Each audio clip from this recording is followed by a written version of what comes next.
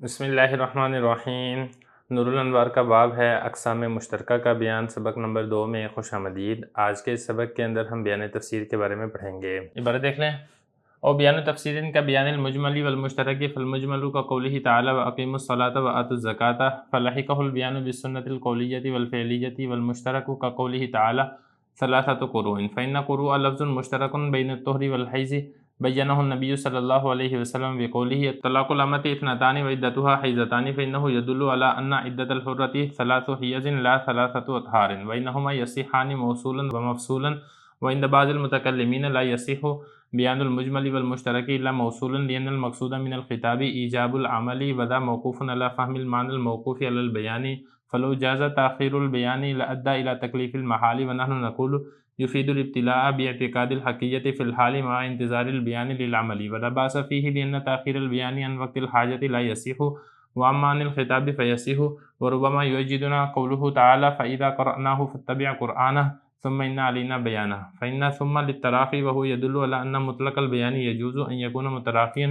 لكن خصصنا عنه بیان التغییر لما سیاتی فبقی بیان التغییر والتفسیر علی حاله یصح موصولا و مفصولا۔ ترجمہ دیکھ لیں۔ یہ بیان تفسیر ہوگا جیسا کہ مجمل اور مشترک کا بیان ہے۔ مجمل جیسا کہ اس کی مثال ہے اللہ تعالیٰ کا فرمان واقیموا الصلاۃ وآتوا الزکاۃ، اب اسی کے ساتھ لاحق ہو چکا ہے بیان سنت قولیہ اور سنت فعلیہ کے ساتھ۔ اور مشترک جیسا کہ اللہ تعالیٰ کا فرمان ہے ثلاثۃ قروء، اس لیے کہ قروء لفظ مشترک ہے طہر اور حیض میں۔ نبی کریم صلی اللہ علیہ وسلم نے اس کو بیان کیا اپنے اس فرمان کے ساتھ۔ لونڈی کی طلاق 2 ہیں اور لونڈی کی عدت بھی 2 حیض ہیں۔ اب یہ دلالت کرتی ہیں اس بات کے اوپر کہ آزاد عورت کی عدت 3 حیض ہیں، نہ کہ 3 طہر، اور یہ دونوں صحیح ہیں، موصولاً بھی اور مفصولاً جدا جدا بھی، جبکہ بعض متکلمین کے نزدیک مجمل اور مشترک کا بیان صرف موصولاً ہی درست ہے، مفصولاً درست نہیں ہے، اس لیے کہ مقصود خطاب سے وہ عمل کو واجب کرنا ہوتا ہے اور یہ موقوف ہوتا ہے ایسے معنی کے سمجھنے کے اوپر جو کہ موقوف ہوتا ہے بیان پر۔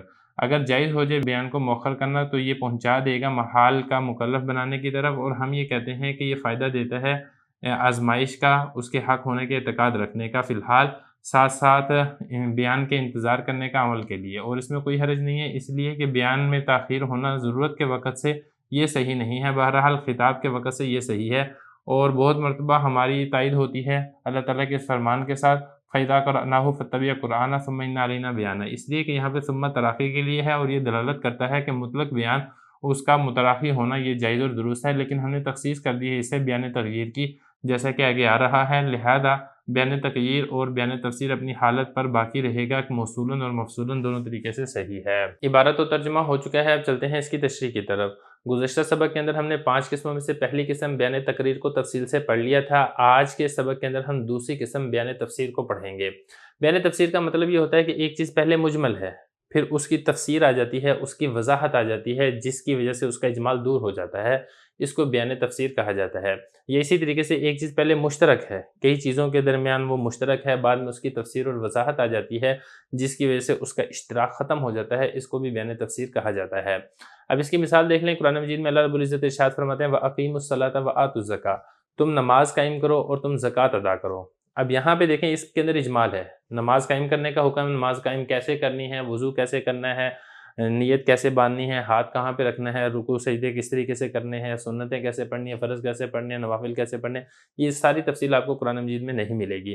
یہ اسی طریقے سے زکوٰۃ ادا کرو، اب زکوٰۃ ادا کرنے کا تو حکم ہے، لیکن اس کے اندر بھی اجمال ہے۔ زکوٰۃ آپ نے کب ادا کرنی ہے، کس کے اوپر زکوٰۃ لازم ہوگی، کون سے مال میں لازم ہوگی، کون سے مال میں لازم نہیں ہوگی، زکوٰۃ آپ کس کو دے سکتے ہیں، کس کو نہیں دے سکتے ہیں، یہ ساری کی ساری جو تفسیر ہے یہ آپ کو قرآن مجید میں نہیں ملے گی، قرآن مجید کے اندر اجمال ہے۔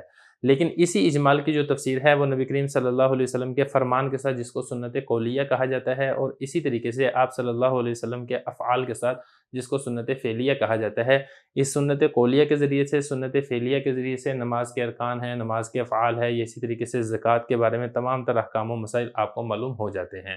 تو پہلے ایک اجمال تھا قرآن مجید کے اندر، بعد میں اسی اجمال کی تفسیر اور وضاحت کر دی گئی ہے سنت قولیہ اور سنت فعلیہ کے ساتھ، اس کو بیان تفسیر کہا جاتا ہے۔ مشترک کی مثال میں اللہ رب العزت قرآن مجید میں ارشاد فرماتے ہیں ثلاثۃ قروء، اب اس کے اندر بھی اگر آپ دیکھیں گے تو یہ مشترک کی مثال ہے، کیونکہ دیکھیں 3 قروء آپ نے عدت گزارنی ہے۔ اب یہ جو قروء ہے یہ مشترک ہے طہر میں بھی اور حیض میں بھی، لیکن اس کی جو تفسیر اور وضاحت ہے وہ نبی کریم صلی اللہ علیہ وسلم کے اس فرمان کے اندر ہے۔ آپ صلی اللہ علیہ وسلم نے ارشاد فرمایا طلاق الامۃ اثنتان وعدتها حیضتان، کہ جو باندی ہے، باندی کی طلاقیں بھی 2 ہیں اور باندی کی عدت بھی 2 حیض ہیں۔ اب یہ والی حدیث اس بات کے اوپر دلالت کرتی ہے کہ جو آزاد عورت ہے، آزاد عورت کی جو عدت ہے وہ حیض کے ساتھ ہوگی، کیونکہ باندی کی جب عدت حیض کے ساتھ ہے تو ظاہر ہے پھر آزاد عورت کی عدت بھی حیض کے ساتھ ہوگی، نہ کہ طہر کے ساتھ ہوگی۔ تو پہلے دیکھیں قرآن مجید کے اندر جو لفظ استعمال ہوا ہے ثلاثۃ قروء، اس کے اندر اشتراک ہے، اسی اشتراک کو نبی کریم صلی اللہ علیہ وسلم کی حدیث کی روشنی کے اندر دور کر دیا گیا ہے۔ آپ صلی اللہ علیہ وسلم کے فرمان کی روشنی میں اسی اشتراک کی وضاحت اور تفسیر آ چکی ہے۔ اگر عبارت دیکھیں، فرما رہے ہیں دوسری قسم ہے بیان تفسیر، جیسے کہ مجمل اور مشترک کا بیان ہو۔ مجمل کی مثال اللہ رب العزت کا فرمان ہے وَأَقِیمُوا الصَّلَاةَ وَآتُوا الزَّکَاةَ فَلَحِقَهُ الْبَیَانُ، اب اسی اجمال کے ساتھ لاحق ہو چکا ہے۔ لاحق کا مطلب ہوتا ہے بعد میں آنا، ایک چیز پہلے ذکر کر دیجئے، اس کے بعد پیچھے سے کوئی چیز شامل ہو، اس کو لاحق ہونا کہا جاتا ہے۔ بیان لاحق ہو چکا ہے سنت قولیہ اور سنت فعلیہ کے ساتھ، جس کے اندر مکمل وضاحت آ چکی ہے۔ آپ نے نماز ادا کرنی ہے، کیسے ادا کرنی ہے، آپ نے زکوٰۃ ادا کرنی ہے، آپ نے کیسے دینی ہے۔ اور مشترک کی مثال اللہ تعالیٰ کا فرمان ثلاثۃ قروء، اب یہ جو قروء کا لفظ ہے یہ مشترک ہے طہر اور حیض میں۔ قروء کا معنی طہر بھی ہے، قروء کا معنی حیض بھی ہے، لیکن نبی کریم صلی اللہ علیہ وسلم نے اپنے اس فرمان کے ساتھ طلاق الامۃ اثنتان وعدتها حیضتان، یعنی جو باندی ہے، باندی کی عدت 2 حیض ہیں، 2 حیض عدت ہیں۔ اس سے یہ والی بات دلالت ہوتی ہے کہ جو آزاد عورت کی عدت ہے وہ بھی 3 حیض کے ساتھ ہوگی، 3 طہر کے ساتھ نہیں ہوگی۔ لہذا ثلاثۃ قروء میں جو قروء ہے، قروء سے مراد حیض ہوگا نہ کہ طہر ہوگا۔ وانما یصحان موصولا و مفصولا، بیان تقریر آپ نے پڑھ لیا ہے، جس کے اندر تاکید کے ذریعے سے جو اس کے اندر تخصیص کا احتمال ہوتا ہے اس کو ختم کر دیا جاتا ہے، اس کے اندر مجاز کا احتمال ہوتا ہے اس کو ختم کر دیا جاتا ہے۔ بیان تفسیر کے بارے میں آپ تفصیل سے پڑھ چکے ہیں، جس کے اندر سے اجمال کو ختم کر دیا جاتا ہے، اشتراک کو ختم کر دیا جاتا ہے۔ انہی 2 کے بارے میں ارشاد فرما رہے ہیں کہ بیان تقریر اور بیان تفسیر یہ کلام کے ساتھ متصل بھی آ سکتے ہیں اور کلام کے بعد منفصل یعنی الگ سے بھی آ سکتے ہیں۔ کلام کے ساتھ متصل مل کر آنا ضروری نہیں ہے۔ بعض متکلمین کی رائے کے اندر جو اجمال ہے اور اسی طریقے سے جو مشترک ہے، ان دونوں کا جو بیان ہے وہ کلام کے ساتھ متصل مل کر آنا لازم اور ضروری ہے۔ اگر متصل مل کر نہیں آئے گا، منفصل آئے گا، تو بعض متکلمین کی رائے میں یہ جائز اور درست نہیں ہے۔ بعض متکلمین کی رائے یہ ہے کہ دیکھیں اللہ رب العزت جو کلام ارشاد فرماتے ہیں اس سے مقصود کیا ہے؟ اس سے مقصود ہے کہ عمل کو واجب کیا جائے۔ مثال کے طور پہ اللہ رب العزت نے ارشاد فرمایا اقیموا الصلاۃ، نماز کو قائم کرو، تو اس سے مقصد کیا ہے؟ اس سے مقصد یہ ہے کہ اللہ رب العزت نماز کے قائم کرنے کو واجب قرار دے رہے ہیں۔ یا اسی طریقے سے اللہ رب العزت نے ارشاد فرمایا آتوا الزکاۃ، زکوٰۃ کو ادا کرو، تو اب زکوٰۃ کو ادا کرو، اس سے مقصد کیا ہے؟ اللہ رب العزت زکوٰۃ کی ادائیگی کو آپ کے اوپر واجب کر رہے ہیں، اس پر عمل کرنے کو واجب کر رہے ہیں۔ اور عمل کا جو وجوب ہے یہ موقوف ہے کہ جب آپ کو مطلب اور معنی سمجھ میں آئے گا کہ نماز ہے تو نماز کا کیا معنی ہے، اس کی کیا شرائط ہیں، اس کی کیا ارکان ہیں، زکوٰۃ ہے تو زکوٰۃ کا کیا معنی ہے، زکوٰۃ کی کیا شرائط ہیں، کس کو آپ نے دینی ہے، کس کو آپ نے نہیں دینی ہے، اور معنی کا سمجھنا یہ تبھی حاصل ہو سکے گا جب اس کے بارے میں وضاحت اور بیان آ جائے۔ تو جب تک وضاحت نہیں ہے، جب تک بیان نہیں ہے، آپ کو معنی سمجھ نہیں آئے گا۔ جب تک آپ کو معنی سمجھ نہیں آئے گا تو کلام کا جو مقصود ہے عمل کو واجب کرنا یہ آپ نہیں کر سکیں گے۔ تو لہذا اگر متکلم کوئی ایسا کلام کر رہا ہے جس کی وضاحت اور بیان اس کے ساتھ ذکر نہیں کر رہا ہے، تو متکلم آپ کو ایسی چیز کا مکلف بنا رہا ہے، ایسی چیز کے کرنے کے اوپر آپ کو مجبور کر رہا ہے جو آپ کے بس اور اختیار کے اندر ہی نہیں ہے۔ اس کو کہا جاتا ہے تکلیف ما لا یطاق، ایسی چیز کا مکلف بنانا جس کی انسان کے بس کے اندر طاقت نہیں ہے۔ یا اس کو ایسے بھی کہا جاتا ہے تکلیف محال، ایک ناممکن اور محال چیز پر عمل کرنے کا مجبور کرنا۔ اللہ رب العزت کی ذات ایسے کام نہیں کر سکتی ہے کہ ایک ایسی چیز کے کرنے کا حکم دے دے جس کے کرنا انسان کے اختیار کے اندر ہی نہ ہو۔ لہذا مشترک ہے، یہ اسی طریقے سے مجمل ہے، اس کا بیان متصل ہوگا تو تبھی درست ہوگا، اگر اس کا بیان متصل نہیں ہے، بعد میں آ رہا تو یہ درست نہیں ہے۔ یہ بعض متکلمین کی رائے ہے۔ اب ذرا عبارت دیکھیں، فرما رہے کہ وَإِنَّمَا يَصِحَانِ، یہ دونوں صحیح ہیں، کون سے؟ بیان تقریر اور بیان تفسیر، موصولاً کلام کے ساتھ مل کر بھی آ سکتے ہیں، مفصولاً کلام سے جدا ہو کر بھی آ سکتے ہیں۔ یہ جمہور علماء کی رائے ہے۔ بعض متکلمین اس سے اختلاف کرتے ہوئے یہ فرماتے ہیں لا یصح بیان المجمل والمشترک، مجمل اور مشترک کا بیان صحیح نہیں ہے الا موصولاً، ساتھ مل کر ہے تب صحیح ہے، ویسے صحیح نہیں ہے۔ کیونکہ دیکھیں اللہ رب العزت جو کلام کرتے ہیں، جو خطاب کرتے ہیں، اس سے مقصود کیا ہے؟ اس سے مقصود ہوتا ہے عمل کو واجب کرنا، اور عمل کا جو وجوب ہے یہ موقوف ہوتا ہے معنی کے سمجھنے کے اوپر، اور معنی کا سمجھنا یہ موقوف ہوتا ہے بیان کے اوپر، بیان تفسیر کے اوپر۔ لہذا اگر بیان کا مؤخر ہونا جائز ہو جائے لأدى، تو یہ پہنچانے والا ہوگا محال کے مکلف بنانے کی طرف، کہ اللہ رب العزت ایک ایسے کام کے کرنے کے اوپر مجبور کر رہے ہیں جو کام کرنا انسانی طاقت سے ہی باہر ہے، اور ایسا نہیں ہو سکتا۔ یہ بعض متکلمین کی رائے ہے، جمہور علماء اس سے اختلاف کرتے ہیں۔ جمہور علماء اس سے اختلاف کرتے ہوئے یہ فرماتے ہیں کہ آپ کا یہ کہنا کہ کلام جب تک بیان کا محتاج ہے اس کا کوئی فائدہ نہیں ہے، یہ والی بات ہی درست نہیں ہے۔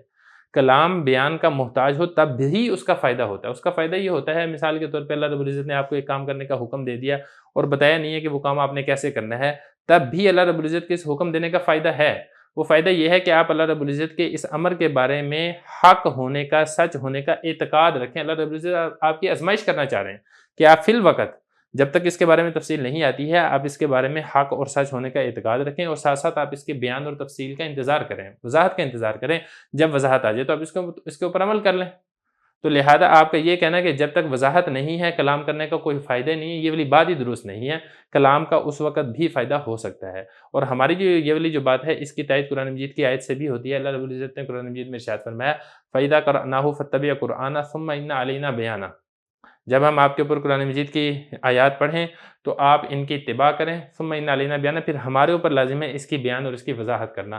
اب یہاں پہ دیکھیں ثم کا لفظ استعمال ہوا ہے، ثم کا لفظ استعمال ہوتا ہے تراخی کے لیے، یعنی بعد میں آنے کے لیے، کہ پہلے ہم آپ کے اوپر قرآن مجید کی آیات اتاریں گے، آپ اس کی تلاوت کرتے رہیں، اس کی پیروی کرتے رہیں، بعد میں جب ہم اس کی وضاحت کر دیں گے، اس کا بیان ہم ذکر کر دیں گے تو آپ اس کے مطابق عمل بھی کر لیں۔ لہذا ایسا جائز اور درست ہوتا ہے کہ ایک چیز پہلے ذکر کر دی گئی ہے، اس کی تفصیل بعد میں آ جائے، اور جب تک اس کو ذکر کی جاتی ہے تب بھی وہ فائدے سے خالی نہیں ہوتی ہے، کیونکہ اللہ رب العزت کی ذات حکیم ذات ہے، اور حکیم کا کوئی فعل فائدے سے خالی نہیں ہوتا ہے۔ خلاصہ ساری بحث کا یہ نکلے گا کہ اگر بیان تقریر ہے، بیان تفسیر ہے، ان دونوں کے اندر متصل یہ بھی آ سکتا ہے کلام کے، اور یہ دونوں منفصل بھی آ سکتے ہیں۔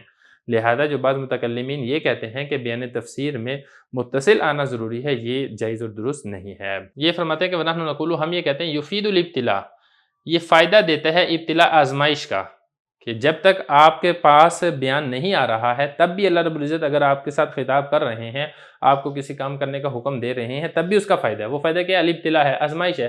اللہ رب العزت اپنے بندوں کی آزمائش کرنا چاہ رہے ہیں کہ میرا کون سا بندہ میرے اس فرمان کے بارے میں حق اور سچ ہونے کا اعتقاد رکھتا ہے، اور کون سا بندہ حق اور سچ ہونے کا اعتقاد نہیں رکھتا ہے۔ کیونکہ جو معترض ہوگا وہ تو یہی کہے گا کہ اللہ نے ایک ایسے کام کرنے کا حکم دے دیا جو کام ہم کر ہی نہیں سکتے، لہذا یہ جو فرمان ہے یہ اللہ کا فرمان ہے ہی نہیں۔ تو اس طریقے سے اللہ رب العزت آزمائش کرتے ہیں مومن بندے کی اور منافق آدمی کی۔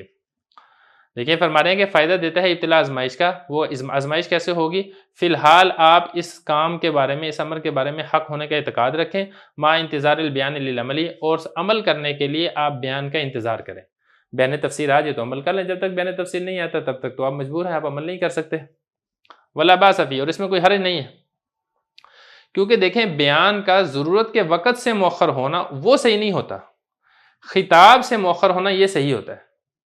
دیکھیں ایک چیز ہے وہ آپ نے عمل ابھی کرنی ہے، جب آپ نے عمل ابھی کرنی ہے تو اس وقت اس کی مکمل وضاحت کا ہونا ضروری ہے، کیونکہ جب تک اس کی وضاحت نہیں ہوگی تب تک آپ اس کے اوپر عمل نہیں کر سکتے۔ لیکن ایک چیز ہے آپ نے اس کے اوپر عمل ابھی نہیں کرنا، کچھ عرصے بعد کرنا ہے، اور اس کے بارے میں خطاب آپ کے ساتھ ابھی کر دیا جائے، یہ صحیح ہوتا ہے۔ یہ فرما رہے ہیں کہ ضرورت کے وقت یعنی عمل کے وقت اگر بیان نہیں ہے تو یہ صحیح نہیں ہوتا، لیکن خطاب کے وقت یعنی عمل آپ نے ابھی نہیں کرنا، اللہ رب العزت خطاب آپ سے پہلے کر رہے ہیں، اس وقت یہ صحیح اور جائز اور درست ہوتا ہے کہ بیان بعد میں آ جائے۔ وربما یوجدنا، اور ہماری اس بات کی بعض اوقات تائید بھی ہوتی ہے اللہ تعالیٰ کے اس فرمان کے ساتھ، فَإِذَا قَرَأْنَاهُ فَاتَّبِعْ قُرْآنَهُ ثُمَّ إِنَّ عَلَيْنَا بَيَانَهُ۔ اب یہاں پہ دیکھیں ثم کا لفظ استعمال ہوا ہے، ثُمَّ إِنَّ عَلَيْنَا بَيَانَهُ، اور یہ ثم جو ہے تراخی کے لیے آتا ہے، بعد میں آنے کے لیے آتا ہے مہلت کے ساتھ۔ یہ دلالت کرتا ہے کہ مطلق بیان جائز ہے کہ وہ متراخی ہو، وہ بعد میں آ سکتا ہے، وہ فی الفور وضاحت جو ہے، تفسیر جو ہے وہ فی الفور کلام کے ساتھ متصل آنا یہ ضروری نہیں ہے، بعد میں بھی وضاحت آ سکتی ہے۔ اللہ رب العزت خود فرما رہے ہیں ثم ان علینا بیانا، پھر ہمارے اوپر لازم ہے بیان، تو بیان کے بارے میں ثم کا لفظ استعمال کیا ہے۔ ثم آتا ہے تاخیر بالمہلت، ایک کام ہے وہ مہلت کے ساتھ، تاخیر کے ساتھ ہوگا، اس کے لیے ثم کا لفظ استعمال ہوتا ہے، جیسے کہ آپ حروف عطفہ کی بحث کے اندر پڑھ چکے ہیں۔ لیکن اس میں ایک چیز کا آپ نے خیال رکھنا ہے کہ یہ جو بیان ہے، بیان تغییر، یہ کلام کے ساتھ متصل آنا ضروری ہے۔ بیان تغییر کلام کے ساتھ منفصل نہیں ہو سکتا۔ اگر بیان تغییر کلام کے بعد آ رہا ہے، منفصل ہو کر آ رہا ہے، جدا ہو کر آ رہا ہے، تو وہ معتبر نہیں ہے۔ وہ کیوں معتبر نہیں ہے وہ انشاءاللہ آگے چل کے ساری تفصیل آ جائے گی۔ رہی بات بیان تقریر کی، بیان تفسیر کی، یہ دونوں بیان کلام کے ساتھ متصل بھی آ سکتے ہیں اور کلام سے منفصل بھی ہو سکتے ہیں۔ یہ فرمانے لیکن خصصنا عنہ، لیکن ہم نے اس حکم سے تخصیص کر دیا بیان تغییر کی، جیسا کہ آگے آئے گا، یعنی بیان تغییر یہ کلام کے ساتھ متصل آنا ہی ضروری ہے، منفصل نہیں آ سکتا۔ تو جو منفصل آنے والا حکم تھا اس سے ہم نے بیان تغییر کی وہ تخصیص کر دی ہے، لہذا بیان تقریر اور بیان تفسیر اپنی حالت پر باقی رہے گا۔ بیان تقریر بھی بیان تفسیر بھی دونوں موصولاً بھی درست ہیں اور مفصولاً بھی درست ہیں۔